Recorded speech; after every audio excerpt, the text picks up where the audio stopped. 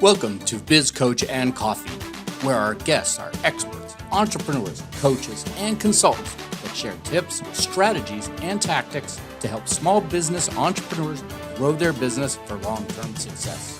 Please welcome your host, Biz Coach Steve Feld.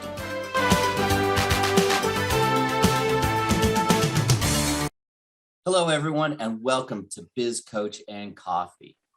Today, we have another fantastic guest. We have Melinda Holmes. She's a customer experience consultant. Now, Melinda, she's for like 20 years in the business. Can you believe that? 20 years. She's worked in customer service, hands-on experience, helping small and large businesses implement personal, touching their customers. Not touching their customers, but touching their customers. Please welcome Melinda. How are you today? I'm great. Thanks, Steve. I always have to preference that because I had a business owner one time. He goes, "Do you really want me to go physically touch someone?" I'm like, "No, we're going to touch them through their email. We're going to touch them through their mailbox. We're going to touch them through audio or video." Right. The power of communication. Yeah. Oh, don't go assaulting people. Well, at least he asked. Thank God. He would have been. He's a hugger. So that, yeah, he would have aced it. Yeah. So I know we gave a little introduction, but tell us a little bit more about yourself and how did you get started in all this? 20 years, that's great. Right. Well, I got started by accident. When I graduated, I was looking for what I was going to do as far as like my career, because I majored in IT, but with everything going on, the IT industry had changed because of 9/11 around that time. And I found a major insurance company that offered a management training program.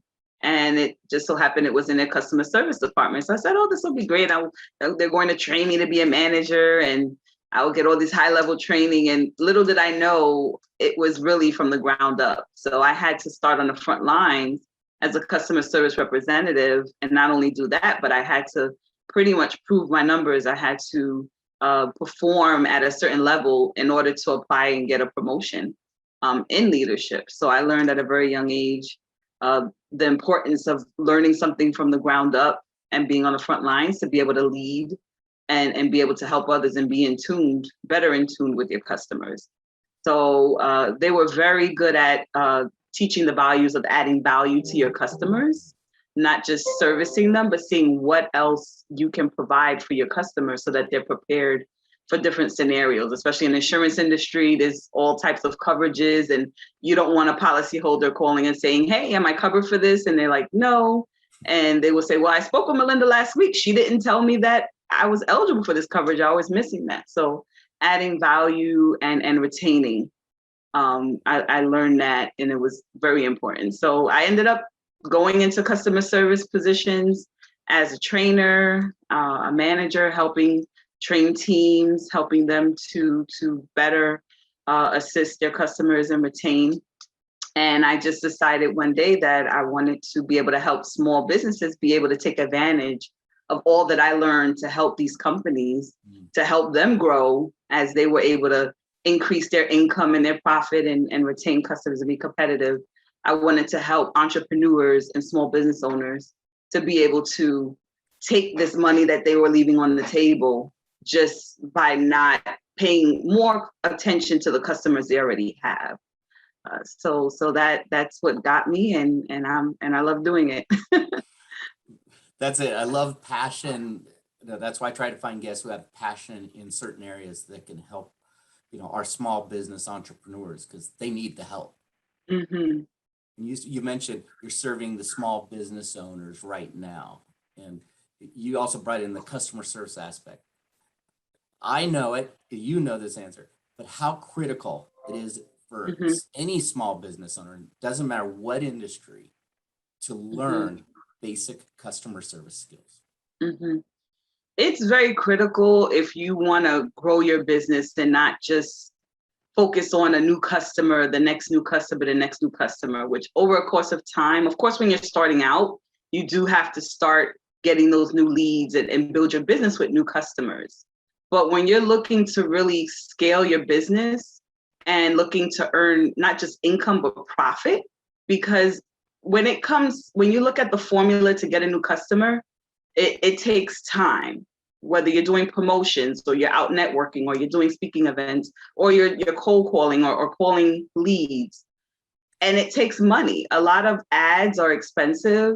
A lot of promotions can be expensive, even if you're doing certain events that can be expensive. So that is basically eating into your profits.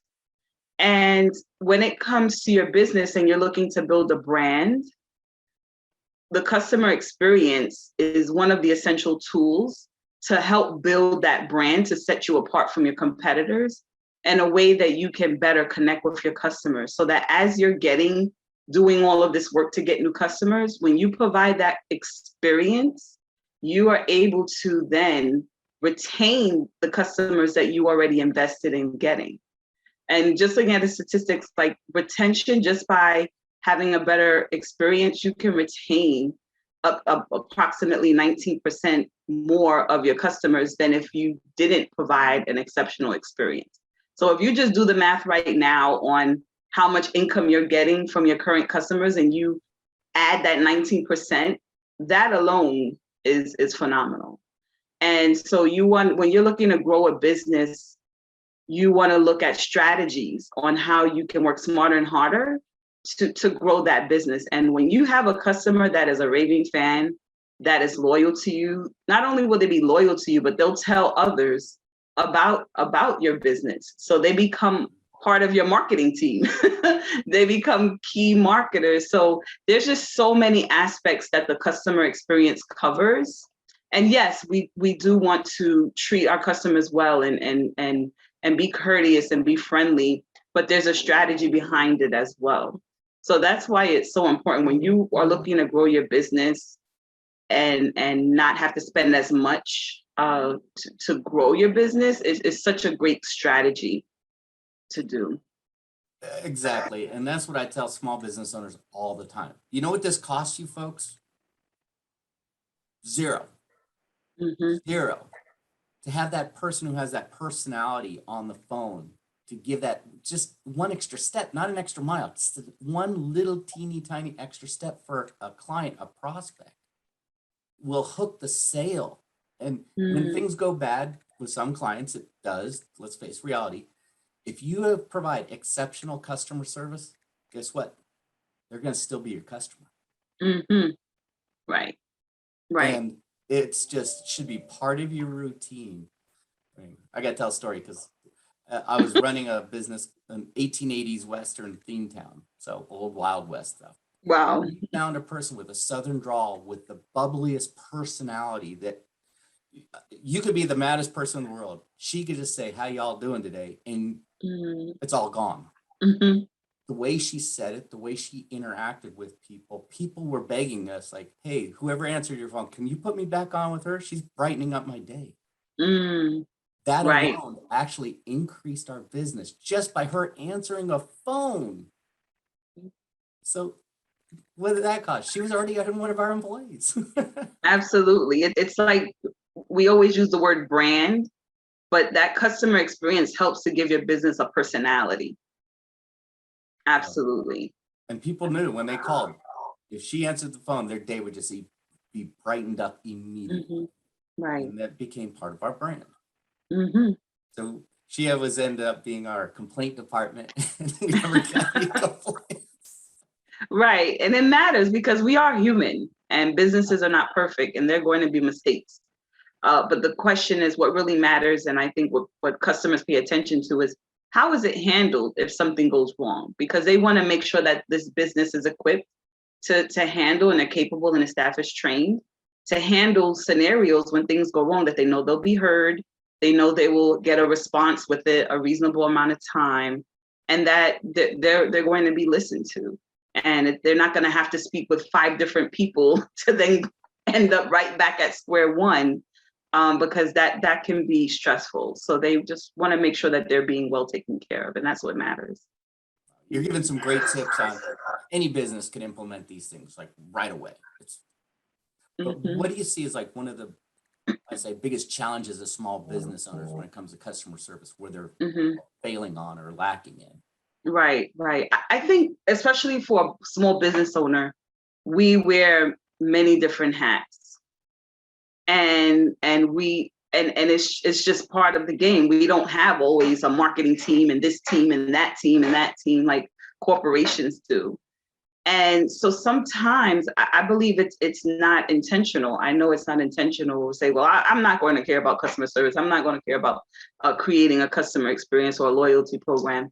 But sometimes, no matter how great you are at what you do, you are sometimes too close to the business because you're busy operating the business and serving your customers or clients, that it is almost impossible to see where there may be holes in that experience, where there could be room for improvement, and see why those X percent, whether it's 30% of customers or 40% of customers that don't come back.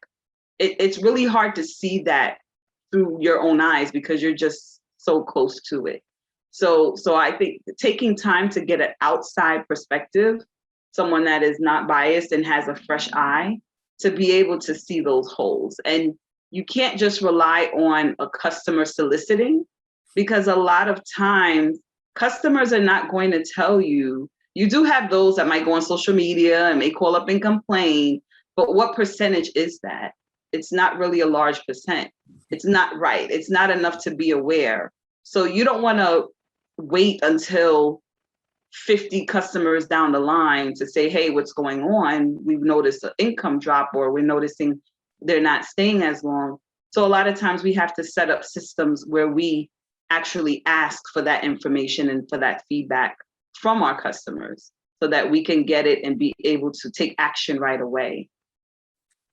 Great, simple things. I hope you guys are really listening to this, because she is actually giving you lots of tips and tricks and strategies that you can use. Now, this one I love, because my coach always asked me that, or have asked me this many times. What was one like challenge or failure that you've had in the past that you overcame? Hmm. Right, right. I think especially starting off and not really having that experience in customer service, being able to understand that when you're working for a business or you're running your own business, you are a representative of the business, but it's not you, and it's not about you as an individual. So if someone comes to you with feedback that might be uncomfortable or may not be ideal, or they may just be really upset, that you can't take it personal, and be able to accept the feedback that they're giving, and be prepared to resolve that issue and make it better and learn from it. Uh, because I think taking it personal kind of takes away from that learning opportunity and that opportunity to make things right. So especially with if you have staff, training staff, not to take it personal, and be ready and prepared, because you never know what's going on with the customer behind the scenes. It may not even be a direct issue they have. They may just have had a bad day, or maybe had an issue with their family or with their job. So it's for us, if they come into our establishment or they're calling us or interacting us in a certain type of way when they're in our space, that we take care of them. So that is something that I learned. It's like, it's not about you. It's it's about the customer. And it's not necessarily just about a customer being unhappy, even making decisions about new products and services. We come up with such great ideas, but we have to make sure that what we're providing, the service we're providing, as far as creating an experience, is what the customer wants and not what we think they want. So it's taking away us and putting in them in that equation. So it sounds like you had to overcome it by realizing it's not you. Right. They're upset, but you don't know the real reason. And this, okay, I'm gonna just ask you straight up, and so that everyone can hear this from someone else other than me. What's the easiest way to resolve their concern? Hmm. I would say the first thing is to listen, is to really listen and hear them out and hear what they have to say. And we may not agree with what they say. We may not agree, but at the end of the day, it's about the business. And that situation can turn around where they can go and tell 5 other people like, oh, this happened and they were great at handling the situation, and then they'll come back. So you want to say, like, when you look at a situation that's not ideal, the question you ask is, how could I put a smile on their face? Or how could I resolve this issue and have a common ground why I make this right for them, where they leave satisfied. Now, if they're asking, for something unreasonable, like, I just don't want to pay for this service, I want an 80% discount, that's understandable. But within reason, what can I do to resolve this issue, as far as making it right, where we take ownership? Yeah, I love it. Just listen. And if you ask the right question at the right time, which will be cued to you by them, you're listening more. And guess Right. what? Sometimes, you kind of mentioned this too, sometimes a customer just wants to vent, and that's it. Let them. Mm-hmm. They might not be right. They could be wrong, but guess what? Just listen. Mm-hmm. Right. Exactly. Well, I'm a giver, so I love giving gifts to my people, my tribe.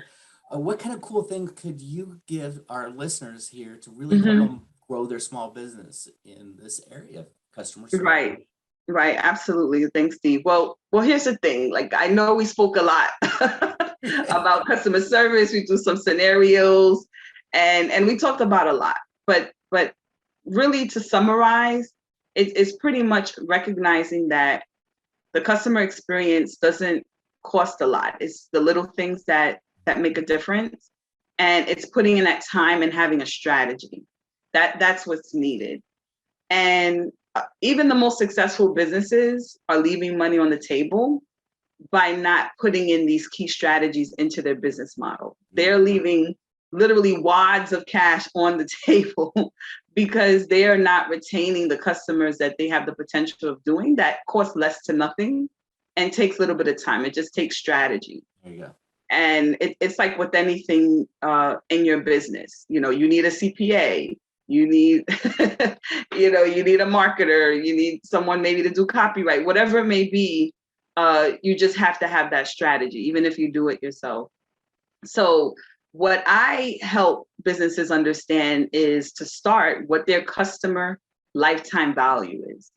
And that is how you can identify how much money you're leaving on the table, because it doesn't just include customers that you keep, it includes the potential of them referring other customers to you and creating a community.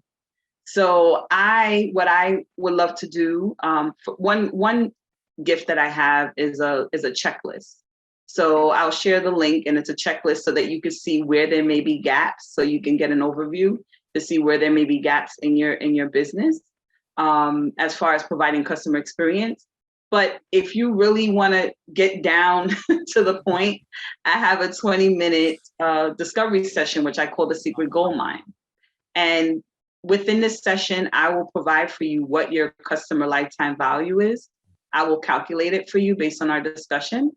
And I will then give you some ideas that you can start implementing specifically for your business today. So that is what I'm offering at this time. Wow, great. That's fantastic. Folks, we're going to have the links to the checklist and how to get in touch with Melinda so she can get deep dive into this. I kid you not, folks. The businesses that provide that exceptional customer service that you think they're going way above and beyond, they're actually, it's part of their culture. It's part of what they do. Mm-hmm. It's natural. It's not fake, but it has a strategy behind it. And those are the businesses we love going to. Think of where you patronize, restaurants, hair cutting, everything. Why do you go there? And it's usually customer experience. Right. Exactly, Steve. Right. Yeah. Can I get a car at a whole bunch of dealerships? Yeah. But why do I go to one particular place? Right. The right. They have better donuts. I don't know. It could be customer.